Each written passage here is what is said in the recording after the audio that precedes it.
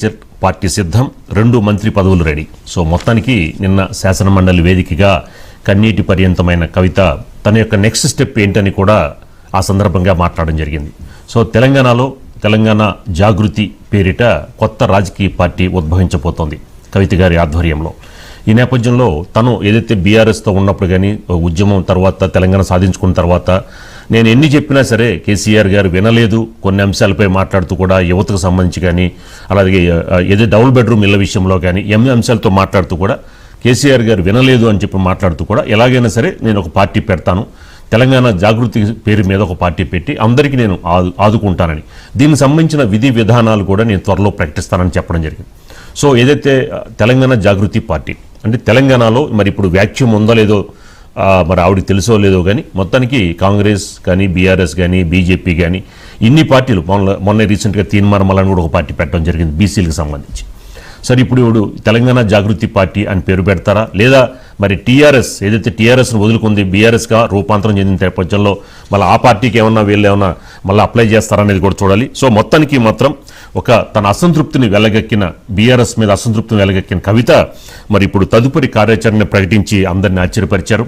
ఈ రోజున తన ఇంటి దగ్గర కూడా అందరూ కూడా చేరుకోవడం జరిగింది. సో ఉగాది లేదా మార్చి తర్వాత తన కొత్త పార్టీ పెట్టబోతున్నట్టు తెలుస్తోంది. దీనికి సంబంధించిన బైట్స్ ఉన్నాయి, ఒకసారి బైట్స్ చూద్దాం.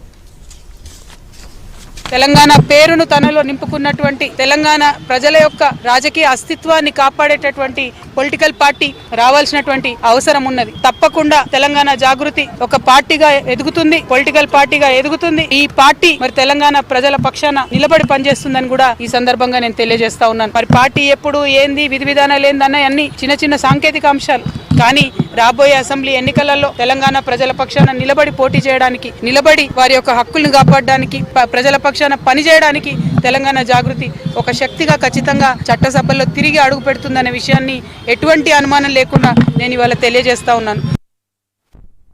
నిజంగా ఇవాళ నేను ధైర్యంగా చెప్తా ఉన్నా, ఆ constitution of BRS party is a joke అధ్యక్ష. ఏమి ఉండదు అందులో. అసలు పోయిన కమిటీ ఎప్పుడు వేసిర్రంటే ఎవరికి కూడా గుర్తుండదు అధ్యక్ష. 3 సంవత్సరాలు నేను ఒక్కదాన్నే ఈడీతోని సిబిఐతోని అనేక అంశాల్లో కొట్లాడుకున్న తప్పితే ఎక్కడ కూడా పార్టీ అండగా నిలబడలేదు అధ్యక్ష. అదే పార్టీలో కొనసాగాలి, కానీ పార్టీ మీకు అండగా నిలబడదు అనేటటువంటిది కరెక్ట్ కాదు అధ్యక్ష. ఎటువంటి పద్ధతి లేనటువంటి బీఆర్ఎస్ పార్టీ నుండి, ఎటువంటి నైతికత లేనటువంటి బీఆర్ఎస్ పార్టీ నుండి దూరం అవుతున్నందుకు ఇవాళ నేను చాలా సంతోషిస్తున్నా అధ్యక్ష. పార్టీలోనే అంతర్గత ప్రజాస్వామ్యం లేకపోతే రాష్ట్రంలో ఎట్లా ప్రజాస్వామ్యం ఉంటుందనే విషయాన్ని కూడా మనందరం గమనించాలి. కాబట్టి ఈ మాట చెప్తా ఉన్నాను అధ్యక్ష. తెలంగాణలో ఏం పీక్ కట్టలు కట్టినామని నేషనల్ పోయి చేస్తాం అధ్యక్ష. మనం ఎన్ని పనులు మిగిలినాయి అధ్యక్ష తెలంగాణలో చేయాల్సినవి. కుటుంబం అన్నాక సమస్యలు ఉంటాయి, కొంత అక్కడక్కడ అలుగుడు గులుగుడు ఉంటది, లేకపోతే అది కుటుంబమే కాదు. ఉంటాయి ఇప్పుడు ఒక ఇంట్లో 4 మనుషులు ఉంటేనే సాయంత్రం ఏం కూర వండుకుందామంటే ఒకడు వంకాయ అంటాడు, ఒకడు బెండకాయ అంటాడు. ఉంటాయి పంచాయతీలు, కానీ ఇంట్లో దీంట్లో అనుకోవాలి, కూర్చోవాలి, మళ్ళా కలిసి బోధినాలి, కలిసి కొట్లాడాలి. ఒక గట్లనే ఏమైనా గులుగుడున్నా అలుగుడున్నా టికెట్ ఇచ్చేదాకానే ఉండాలి. గులుగుడే గుద్దుడేనా? మళ్ళీ ఇప్పుడు అసలే ప్రతిపక్షంలో ఉన్నాం, మళ్ళీ మన గులుగుడు మన అలుగుడు కాంగ్రెస్ వానికి బీజేపీకి సంధి చేయదు కదా. అన్నిటికంటే ముఖ్యం మన నాలుక, మన నోరును బాగా అదుపులో పెట్టుకోవాలి. ఇంకేదన్నా పోతే వస్తుంది, కానీ నాలుక నోట్ల నుంచి బయటకు పోయిన మాట మళ్ళీ వెనక్కి తీసుకోలేము. పదవి పోతే వస్తుందేమో, పైసా పోతే వస్తుందేమో, ఇంకేదన్నా పోతే సంపాదిస్తేమేమో, కానీ పోయిన జారిన నోటి మాట తిరిగి వెనక్కి తీసుకోలేము. ఎదుటివాడి మనసు ఒక్కసారి బాధపడితే అది మళ్ళా ఆ కలుక్కుమన్నాక దాన్ని అతుకుడు చాలా కష్టం అవుతుంది. అందువల్ల మాట జాగ్రత్తగా మాట్లాడండి. మాటే ముఖ్యం నా దృష్టిలో. మాట మన మర్యాద, మన నడవడి, మన పనితనం అనేది నా దృష్టిలో 4వది. ముందు మాట, నడవడి. రాజకీయాల్లో ఖచ్చితంగా జాగృతి తన ఎగ్జిస్టెన్స్ అయితే ఖచ్చితంగా కనిపిస్తుంది. దాంతోపాటు తెలంగాణ రాజకీయాల్లో సౌండ్ చేస్తుంది. ముఖ్యంగా ఈరోజు అంటే పార్టీ పేరు తెలంగాణ జాగృతి అని అనేది ఆల్రెడీ ఒక ఎన్జిఓగా ఇంటర్నేషనల్గా నడుస్తోంది. కాబట్టి మరి జాగృతి పేరు ఉంచుతారా, లేదంటే ఇంతకుముందు మనం అనుకున్నట్లుగా టీఆర్ఎస్ పేరునే తీసుకొస్తారా, లేదా తెలంగాణ జాగృతి పార్టీగా ఏదన్నా ఒక పదం మార్చడం ద్వారా తీసుకొస్తారా అనేది ఇంకా నడుస్తోంది. ఈ నేపథ్యంలో అతి త్వరలో అంటే ఉగాది కానీ లేదా మార్చి 8 కానీ తెలంగాణ జాగృతి పార్టీ ప్రారంభం కాబోతోంది. దాంతోపాటు ఇక్కడ ఇంకొక ఇంట్రెస్టింగ్ విషయం కూడా ఉంది రాజు.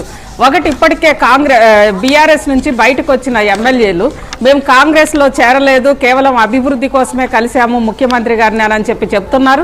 ఫిరాయింపు ఎమ్మెల్యేలు వాళ్ళు కాంగ్రెస్లో చేరారు అని చెప్తూ అటు బీఆర్ఎస్ సుప్రీంకోర్టు వరకు వెళ్ళింది. తర్వాత స్పీకర్కి కూడా సుప్రీంకోర్టు కొన్ని ఆదేశాలు ఇచ్చింది.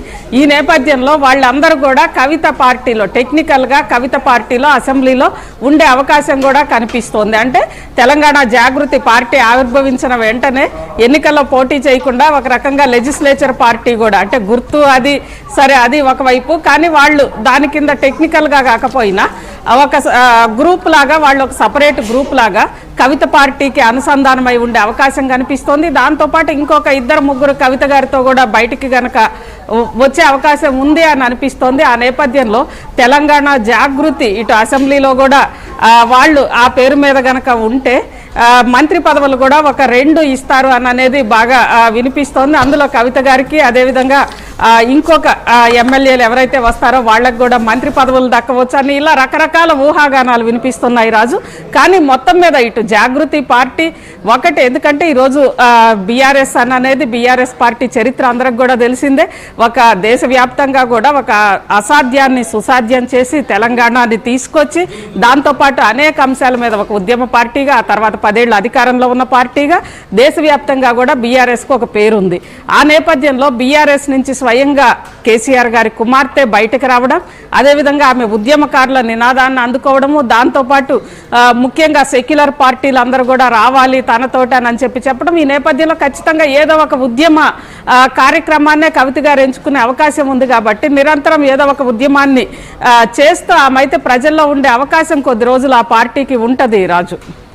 గారు అలాగే ఏంటి కేటీఆర్ హరీష్ రావు స్పందించారు ఇదే కవిత గారు కన్నీటి పర్యంతం అనే విషయము ఆవిడ మాట్లాడిన అంశాలపై ఏంటి ఒక విధంగా కాంప్రమైజింగ్ వేలో వీళ్ళిద్దరూ మాట్లాడినట్టు కనిపిస్తుంది. ఎలా చూడొచ్చు అంటారు కేటీఆర్ గారి అలాగే హరీష్ రావు ఇద్దరి స్పందనలు కూడా డిఫరెంట్ గా ఉన్నాయి. ముఖ్యంగా కేటీఆర్ గారు అదొక ఇంటి గొడవని బయట పెట్టుకుంటారా అన్నట్లుగా కేటీఆర్ గారు మాట్లాడితే, హరీష్ రావు గారు మాత్రం డబ్బు పోయినా కానీ సంపాదించవచ్చు, వెనక్కి తీసుకోవచ్చు, కానీ ఒక్కసారి మాట జారితే వెనక్కి తీసుకోలేము అంటూ పరోక్షంగా కవిత గారిని విమర్శించి మాట్లాడారు. అంటే కవిత గారు ఖచ్చితంగా మాట జారారు, హద్దులు మీరు మాట్లాడారు అనేది హరీష్ రావు గారు భావిస్తున్నట్లుగా కనిపిస్తోంది. కానీ ఎక్కడా కూడా కవిత గారి మీద విమర్శలు కానీ ఇవేవి నేరుగా అయితే ఎక్కడ అటు నుంచి అయితే ఇంతవరకు, ఎందుకంటే కవిత గారు ఫస్ట్ నుంచి కూడా టార్గెట్ చేస్తోంది హరీష్ రావు గారిని, నేరుగా ఆమె హరీష్ రావు గారిని టార్గెట్ చేస్తున్న నేపథ్యంలో అటువైపు నుంచి నేరుగా కవిత గారి మీద విమర్శలు చేయకపోయినా నోరు జారితే వెనక్కి తీసుకోలేమనే ఒక హెచ్చరిక మాత్రం చేసినట్లుగా కనిపిస్తోంది రాజు.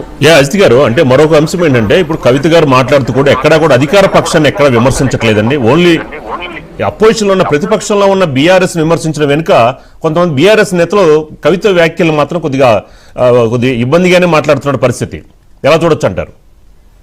ఒకటి అంటే జనరల్గా కవిత విభేదించి వచ్చింది ప్రభుత్వంతో విభేదించో, అధికార పార్టీతో విభేదించో, లేదా అధికార పార్టీ మీద పోరాటం కోసమో ఆమె బయటకు రాలేదు రాజు. ఆమె బీఆర్ఎస్ పార్టీతో విభేదించింది. ఆమె బీఆర్ఎస్ పార్టీలో సభ్యురాలుగా ఉన్నారు, ఒక పార్లమెంటు సభ్యురాలుగా ఉన్నారు, పార్టీ పుట్టినప్పటి నుంచి టీఆర్ఎస్ పార్టీ పుట్టినప్పటి నుంచి ఉన్నారు, దాంతోపాటు తెలంగాణ ఉద్యమంలో ఉన్నారు. అన్నింటిలో ఉన్న కవిత ఆ పార్టీలో తనకి సంబంధించి తన వాయిస్ని సప్రెస్ చేస్తున్నారు. గత 10 ఏళ్లుగా తన వాయిస్ సప్రెస్ అయింది, మళ్ళీ కూడా సప్రెస్ చేస్తున్నారు. దాంతోపాటు ముఖ్యంగా పార్టీ ఏ అంశాల మీద అయితే పార్టీ ఏర్పడిందో ఆ అంశాలని పాటించినప్పుడు నేను ప్రశ్నిస్తే కూడా నన్ను ప్రశ్నించారని చెప్పి నన్ను టార్గెట్ చేసి ఒక రకంగా అంటే చట్ట విరుద్ధంగా, రాజ్యాంగ విరుద్ధంగా నన్ను బహిష్కరించారు, కనీసం నాకు ఒక షోకాజ్ నోటీస్ ఇవ్వలేదు. ఇవన్నీ కూడా తాను బీఆర్ఎస్ పార్టీలో తనకు జరిగిన అవమానాన్ని తన వాయిస్ సప్రెస్ చేశారనే ఒక బాధని ఆ రెండిటితో పాటు ముఖ్యంగా తను కనీసం గతంలో మన ఇంటర్వ్యూలో కూడా చెప్పింది, ఒక చిన్న టీచర్ ట్రాన్స్ఫర్ కూడా నేను చేయించలేకపోయాను అని చెప్పి. దాంతోపాటు ఆ 10 ఏళ్లలో బీఆర్ఎస్ అవలంబించిన విధానాలని అన్నింటినీ కూడా వ్యతిరేకించి బయటకు వచ్చారు. కాబట్టి అసలు ఎందుకు బయటకు వచ్చారనంటే బీఆర్ఎస్ విధానాలని, అదేవిధంగా వ్యక్తిగతంగా తాను ఎదుర్కొన్న సంఘటనల్ని నిన్న జాగృతి లీడర్ ఒక అతను మన డిబేట్లో చెప్తున్నారు. తమిళనాడు అసెంబ్లీలో ఆనాడు జయలలిత ఎంత అవమానపడిందో బీఆర్ఎస్ పార్టీలో మా కవితక్క కూడా అంతే అవమానపడిందని చెప్పి జాగృతి నాయకులు మన డిబేట్లోనే చెప్పారు. అంటే ఒక రకంగా అసెంబ్లీలో జయలలిత ఎంత అవమానపడిందో మనందరికీ తెలుసు. ఆ రేంజ్లో కవిత గారు అవమానపడ్డారు అని చెప్పి జాగృతి నాయకులు చెప్తున్నారంటే ఆమె పార్టీతోటి తీవ్ర స్థాయిలో విభేదాలు ఉన్నాయి. దాదాపు 10 సంవత్సరాల నుంచి కూడా విభేదాలు ఉన్నాయి. ఆ విభేదాలకి కారణం ఏంటి? కవిత గారు ఆత్మగౌరవ పోరాటం అంటుంది. అది అధికారమా, ఆస్తుల, ఆత్మగౌరవమా, వీటన్నిటి మీద చర్చ నేపథ్యంలో కవిత గారు మాత్రం ఇది ఆత్మగౌరవ పంచాయతీ అని చెప్పి చెప్పింది. సరే, వీటి నేపథ్యంలోనే ఆమె బీఆర్ఎస్ని విభేదించి బయటకు వస్తుంది కాబట్టి ఖచ్చితంగా బీఆర్ఎస్నే టార్గెట్ చేస్తారు కదా Raju. Okay, right. Thank you Ajit garu. So next top చూసుకుంటే ఇంతకు 10 చూపిస్తాం రప్ప రప్ప అంటున్న రోజా. సో మొత్తానికి వైసీపీ ఇది ఒక పేటెంట్ తీసుకున్నట్టు లెక్క, రప్ప రప్ప అనే విషయం. ఏదైతే వైసీపీ సంబంధించిన అధ్యక్షుడే రప్పా రప్పా నరుకుతాం అని చెప్పంటుంటే మరి కింద ఉన్న నాయకులు అనడంలో ఎలాంటి తప్పు లేదు. ఇలాంటి పరిస్థితుల్లో మరి నగరి మాజీ ఎమ్మెల్యే రోజా గారు ఈ రోజున నెల్లూరు జిల్లా పిన్నెల్లి సోదరులని నెల్లూరుకి వెళ్ళి అక్కడ జైల్లో ఉన్న పిన్నెల్లి సోదరుల్ని పరామర్శించడం, బయటికి వచ్చిన తర్వాత వాడు మాట్లాడుతూ కూడా పిన్నెల్లి సోదరులకి సరిగ్గా భోజనం పెట్టడం లేదు, మళ్ళా మేమే అధికారంలోకి వస్తాము, రప్పా రప్పా నరుకుతాము అన్న వేలో భాగంగా రోజా గారి వ్యాఖ్యలను చూస్తూ ఉంటే వీళ్ళు మరి 151 నుంచి 11కు వచ్చినా కూడా వీళ్ళ ధోరణి, వీళ్ళ ఎక్కడ కూడా మార్పు రాలేదు అనే ఈ రోజా వ్యాఖ్యలను బట్టి అర్థమవుతుంది. మేము మళ్ళీ అధికారంలోకి వస్తాము, ఏదైతే ఇంతకు 10 ఇస్తామో మీరు ఇప్పుడైతే ఇది చేస్తున్నారో దీనికి మేము 10 ఇస్తామని కూడా రోజా వార్నింగ్ ఇచ్చిన పరిస్థితి. సో ఎందుకంటే మనం ఇంతకుముందు కూడా చూసాం వైసీపీ అధ్యక్షుడు జగన్మోహన్ రెడ్డి